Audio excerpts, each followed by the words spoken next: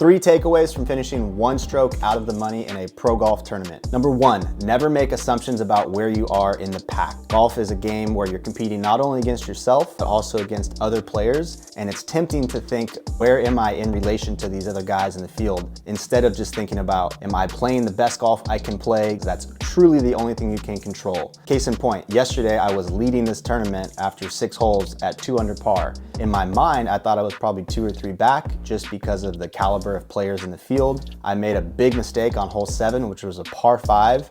I basically 4-putted, missed a 5-foot putt and then an 8-inch putt, made a double bogey, got really disappointed and upset, and proceeded to bogey the next 2 holes as well with another short miss and a bunch of bad shots. In my mind, I was already behind and I couldn't afford any kind of mistake like that, and now I was probably 6 strokes behind when I was at even par through 7. And the reality is, that wasn't true at all. I was only 2 strokes back even after that mistake on 7. And had I been a little nicer to myself, a little bit more accepting of that mistake, and said, you know what, it's gonna happen, might as well happen on hole 7, better early than late in the round. Let's just get back on the wheel and try to win this thing. That's not really where my head was. And unfortunately, it cost me the tournament. Only 1 player finished under par because the wind picked up significantly in the afternoon.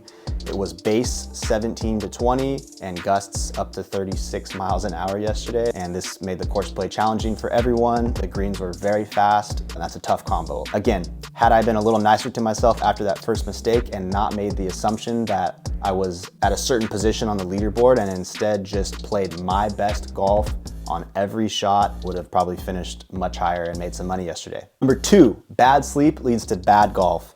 The amount of sleep that I'm able to get directly correlates to how adaptable I am on the golf course. So like I mentioned, there were some hiccups in my round. Things were going smoothly for 6 holes, no mistakes, and then boom, 1 mistake after another, and before you know it, my head is spinning and I am having a hard time controlling my emotions and focusing on what I can control, which is the next shot, rather than living in the past in regret from the things that just happened that I can no longer change.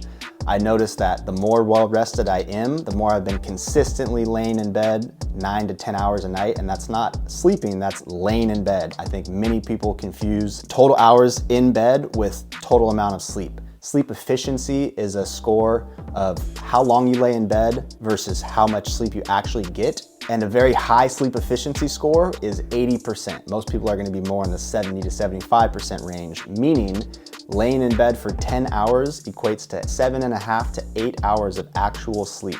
It takes you a while to fall asleep when you lay down, and you wake up a dozen or more times in the middle of the night that you're not aware of because of caffeine in our system from earlier in the day, stress that our body's trying to get rid of. There's a myriad of reasons why this happens, but the point is, none of us are getting enough sleep. And when we lay down at 11 and have an alarm set for 7, we think that means we're sleeping 8 hours. Chances are, unless you're a world-class sleeper, you're only getting 6, even less hours of sleep, which is not enough. 8 hours is the minimum for humans to function optimally, physically and mentally, and to be able to regulate their own emotions. So I think a lot of what I went through yesterday is a byproduct of being severely under-rested, which is a recurring theme in my life. I'm definitely someone that is go, go, go, busy schedule all the time, doing lots of stuff. And I'm trying desperately right now to clear my schedule, get everything that isn't related to my number 1 goal in life off my schedule, because it just doesn't matter. There's all kinds of opportunities and invitations and things that might be valuable here and there and things that could be a good use of time. But the reality is, all they do is slow me down from the number 1 thing I want to get done in life and keep my schedule so full that I'm never able to get enough rest. And that means I'm not able to take advantage of opportunities that are right in front of my face because I'm just operating at 40% of my total physical and mental capacity. So by my judgment, this is part of what happened yesterday. I think had I been more rested, I probably would have been able to keep things in perspective and realize, hey, you may not be able to win the tournament, but now you can still get second, rather than slipping all the way down to 10th place and sitting here making this video about how I finished 1 stroke out of the money. 3, talk to yourself like you are your own best friend on the golf course. Pretend that you're literally caddying for yourself.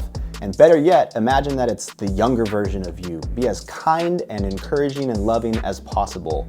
If 10-year-old you made a mistake and hit a poor shot or missed a short putt, would you berate and belittle him the same way we do in our own head all the time on the golf course and throughout our daily life? Of course not. We would let him know that it's okay as long as he's trying his best. Mistakes are gonna happen, not to worry. Just focus on what you can control and move forward. This seems very simple, however, none of us do this. We're constantly our own worst enemy, and our internal self-talk is like 95% negative. This gets ramped up on the golf course, in my opinion, because it's an arena where there's a very slim margin for error. We make a lot of mistakes, some of which are outside of our own control, things like the wind and the bounces and how our playing competitors perform. So it's just an arena that lends itself to being overly critical, extremely negative, and harsh on yourself. And we know scientifically, once you start going down that road, the hormone cortisol is released in your system, and this essentially makes it impossible to play your best golf. You're not feeling good, you're not positive and optimistic. You're basically fighting this onslaught of heightened emotion and negativity that can take hours to subside back to neutral levels of cortisol in your system. The best way to fight this is to avoid it altogether and just never go to that place. And I find it helpful to imagine 10-year-old you out there on the golf course. When you're about to cuss yourself out for a mistake you just made, stop yourself, reframe things, and speak to yourself as if it's the younger version of you, as if you're caddying for yourself, as if you're your own best friend, and just be a little bit nicer. Still be stern and strict and try to get the most out of yourself, but focus on constructive self-talk rather than degrading self-talk. Those are my 3 takeaways from finishing 1 stroke out of the money in a pro golf tournament. I hope they were helpful for you, and follow for more golf tips. Peace.